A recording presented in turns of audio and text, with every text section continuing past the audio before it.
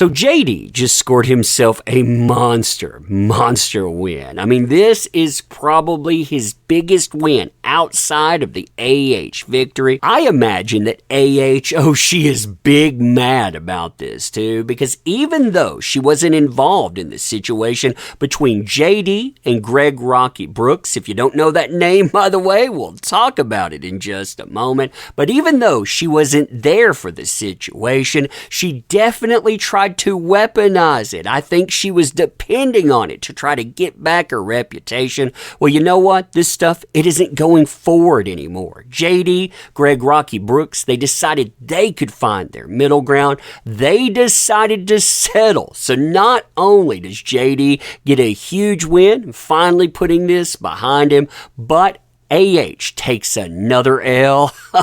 Oh man, fun times, huh? Fun times indeed. So, hey there to all you fine folks on this fine day, by the way. I hope you were doing excellently, and I absolutely love this. Why? Because you know, AH was banking on this case. She had hedged her bets, thinking that this was going to clear her name in the court of social media. Just waiting till you hear what's going to be revealed. Then JD and Rocky Brooks, they end up settling.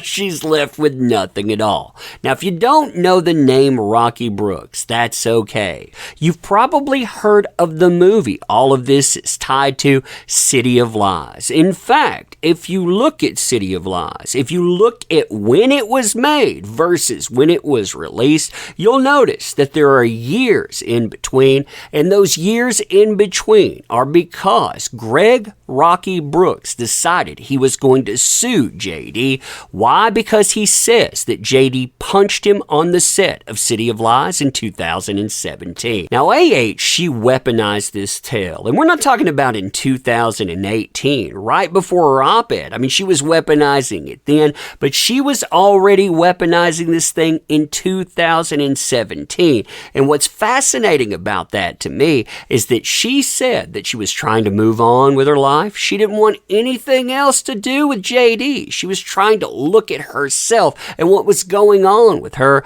But despite that, this thing, it kept coming up again and again. In fact, I think that her PR team was actually pushing this narrative, trying to get this out along with the op-ed that they were working on, because they figured if we could get both of them in front of people, we can win the court of public opinion. And you know what? It worked. It worked very, very well. And they figured they could get a return to that in 2022.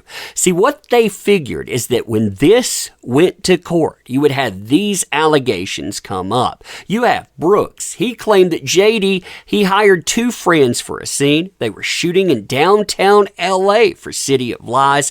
And he says that he told the first assistant director that the permits that they were using, they were expired and that they had one more shot at it.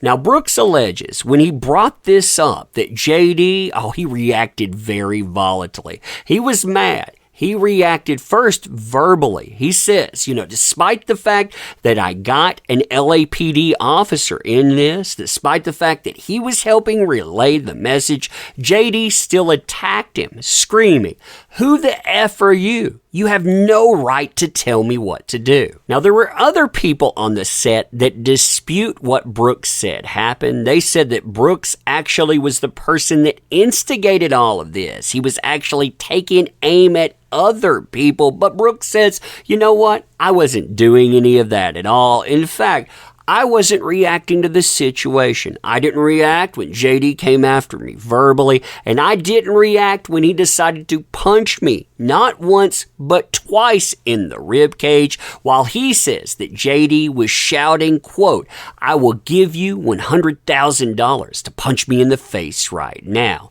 He also claimed that JD, he continued yelling at him, and he just sat there, he verbally berated him until his bodyguards actually came in, removed him from the area, and that his breath smelled of alcohol during the altercation. Now, what's absolutely crazy is that she continues with this narrative from 2018 all the way into 2022. You'll see her bring it up all the time, and she doesn't stop at the Virginia 2022 JD versus AH trial. They were supposed to. They weren't supposed to bring this stuff up at all, but if you listen to the opening with Elaine, you know, when she was rambling about 90 different things, she brings up the Rocky Brooks trial. I mean, it gets shut down because she brings it up a few other times as well. She goes after witnesses saying stuff. She goes after reputation, saying that's what damaged JD. And AH, she did the exact same thing. She brought it up, despite the fact that she was supposed to be talking about things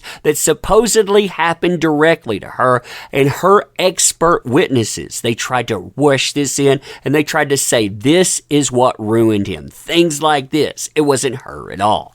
After the decision came in, too, I mean, the noise, it didn't die down. It actually escalated. They tried to hedge their bets, thinking that this case, if they could link onto it, you know, if they could attach themselves here, maybe they could get back the court of social media. And you'll notice she wasn't the only person bringing up one trial to the other. You actually had Rocky Brooks doing the same thing. His lawyer decided he was going to speak exclusively to who's that there? Oh, the Sun. That's right. The place that JD actually had to take to court because they were so nasty. And this is what he had to say. While we respect the jury's decision, it has no relevance to Mr. Brooks' case in Los Angeles. Brooks' case is not about two Hollywood celebrities involved in a toxic relationship. It's about the assault of a hard-working film crew member by the star of the production. Again, you see, he's trying to hedge his bets. She's trying to do that. She thinks, hey, this is going to go to court. This is going to clear my name. Now, unfortunately for AH, JD, he decides he's going to go the big win route. He decides he's going to do something that she should have done from go when it came to Virginia 2022. He decides he's going to find common ground with Greg Brooks. They're going to settle this thing out of court. You can see the details to that right here. Now, we're probably never going to find out exactly what they settle for. We may not ever get those details, but like I was saying, it is a huge win for JD. Why? Because it keeps intact the public relations victories that he's had. He's had plenty of them. It gives her no wiggle room. She can't take this. She can't amplify noise coming from it. It's just a bunch of headlines that no one really knows about and all of it. So she can't redeem herself with that. So again, he gets a big win. This gets shut down. She gets denied again. And it's beautiful. Oh, man. I mean, the victories, they just keep pouring in. And it's hilarious. But anyway, let me know what you think about this stuff. And as always, I appreciate the heck out of you. You make this stuff work. So thank you. I can't say that enough. You want to help out the channel, too. There are links in the description. We can always use your help. But thank you. You being here, that is the biggest help of all. Thank you again. See ya. We're going to end here. See you soon.